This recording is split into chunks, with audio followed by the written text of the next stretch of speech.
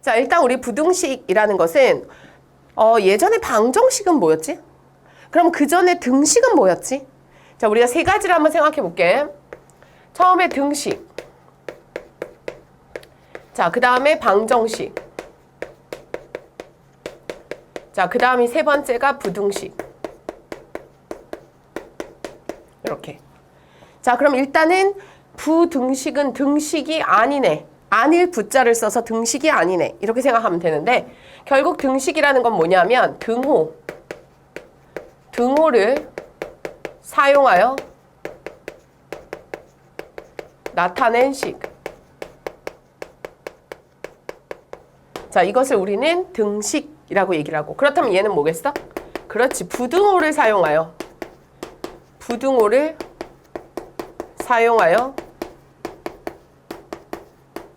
나타낸 식. 자, 얘를 우리는 부등식이라고 얘기를 한다. 자, 그렇다면 방정식이라는 것은 바로 뭐냐? 자, 미지수의 값에 따라서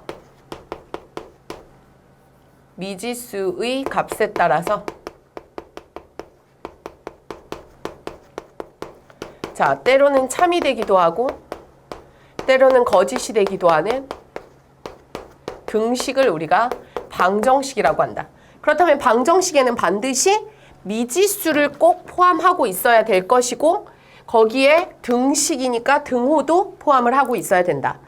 자, 그렇다면 우리가 부등호를 사용하여 나타낸 이 부등식에 대한 이야기를 같이 한번 해볼 건데, 자, 부등식은, 자, 예를 들어서 내가 x가 a보다 크다.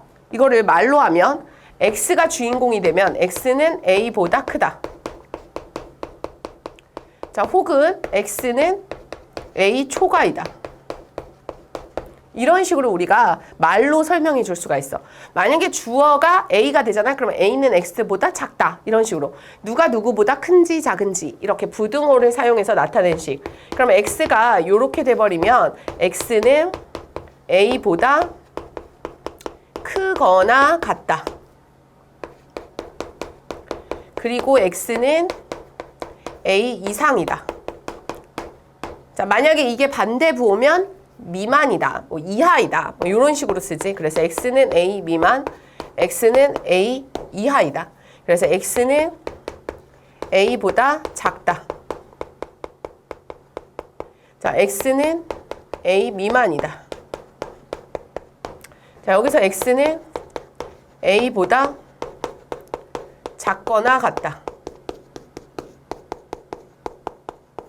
그 다음에 x는 a 이하이다. 자, 그런데 여기서 제일 중요한 부분은 바로 요거야. 자, x가 a 이상이다. 이거랑 같은 말은 x는 a보다 작지 않다.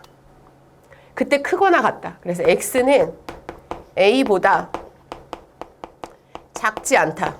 근데 작지 않다라고 하니까 애들이 크다 이렇게 생각하는 친구들이 상당히 많은데 작지 않다 이거랑 같은 말은 크거나 같다.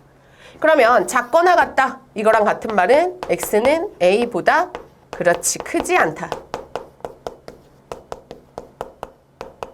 자, 이런 식으로 우리가 부등호를 사용해서 나타낸 식들을 우리는 부등식이라고 하는데, 자, 그렇다면 부등식의 해라는 것은 우리 방정식에서 참이 되도록 해주는 x의 값을 우리는 방정식의 해 또는 근이라고 하는 것처럼 부등식의 해도 역시 마찬가지로 부등식이 참이 되도록 해주는 x의 값.